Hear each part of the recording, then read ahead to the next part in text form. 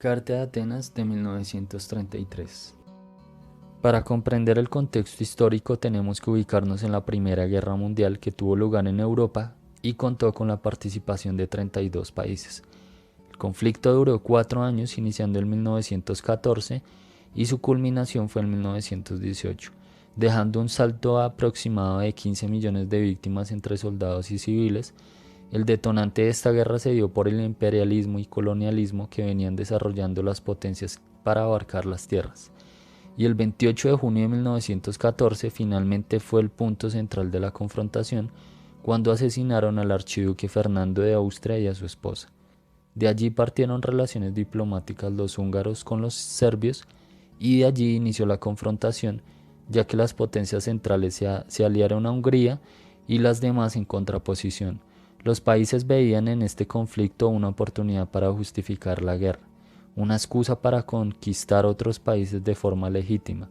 La Primera Guerra dejó como consecuencia una gran devastación demográfica y social, así como una fuerte crisis económica. Desaparecieron 4 imperios que fueron el imperio alemán, el ruso, el austrohúngaro y el otomano, y se conformaron nuevos países, lo que modificó la demografía de Europa Central.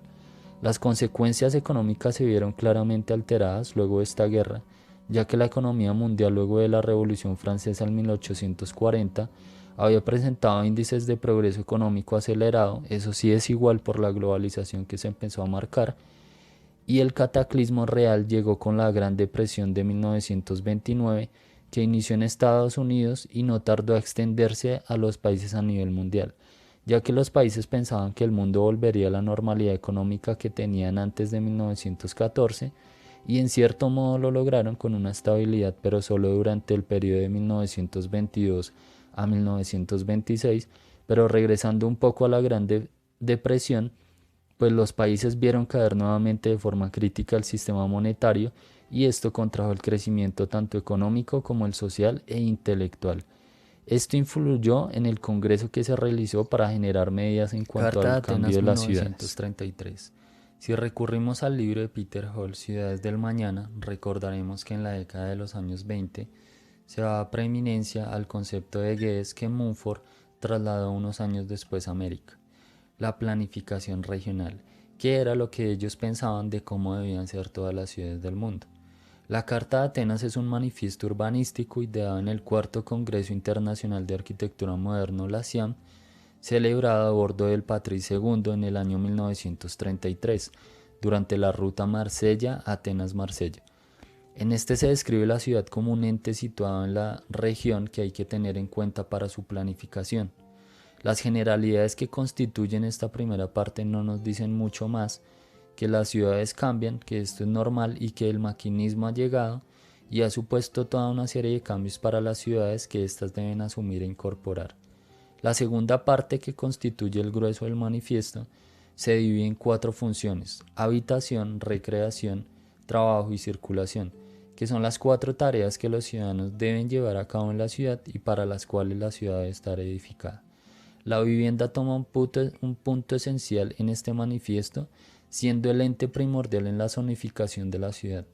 Las ciudades en la época que las consideraba la CIAM eran lugares horrendos, densos y muy poco higiénicos. Las ciudades antes descritas habían generado viviendas alejadas de lo que se considera el entorno natural, algo necesario para el ser humano y que consiste en tener luz, aire y zonas verdes en la proximidad. Estas son las 3 materias primas del urbanismo, que son la luz, la vegetación y el espacio. En la otra parte de la carta nos exponen los principios de conservación en los monumentos artísticos e históricos, que por guerras anteriores muchos de ellos se vieron afectados. Y estos principios abordaron la doctrina de la intervención, la administración y la legislación de monumentos y las técnicas de conservación y los materiales de restauración. A pesar de tener carácter normativo, no se adoptó de forma genérica en todos los países que la firmaron, pero eso sí sentó un precedente en las posteriores legislaciones y fue la base de los textos legislativos de muchos países. Su influencia sí se vio, por ejemplo, en la Carta de Venecia de 1964 o en la de Cracovia de 2001.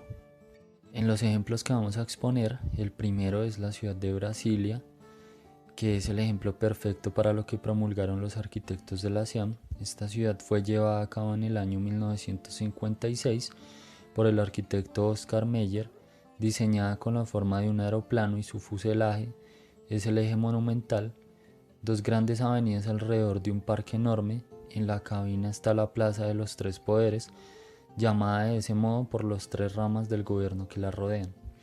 El segundo gran ejemplo es el Plan Piloto de Bogotá. Es un ejemplo que no se llevó a cabo, pero llevó la firma de uno de los arquitectos de la SIAM. Fue precisamente el Plan Piloto para Bogotá, que fue elaborado por Le Corbusier para organizar la ciudad con la ideología que él profesaba de las cuatro funciones y con grandes avenidas. No se llevó a cabo por diferentes razones, una de ellas fue la destrucción de la ciudad en el Bogotazo. Y por último vemos un ejemplo de la conservación. En este caso podemos ver la restauración del castillo de Matrera. La restauración se llevó a cabo en el año 2011. Durante 4 años se finalizó la obra y es la muestra de una restauración partiendo de las técnicas y materiales modernos, pero reflejando el origen del monumento.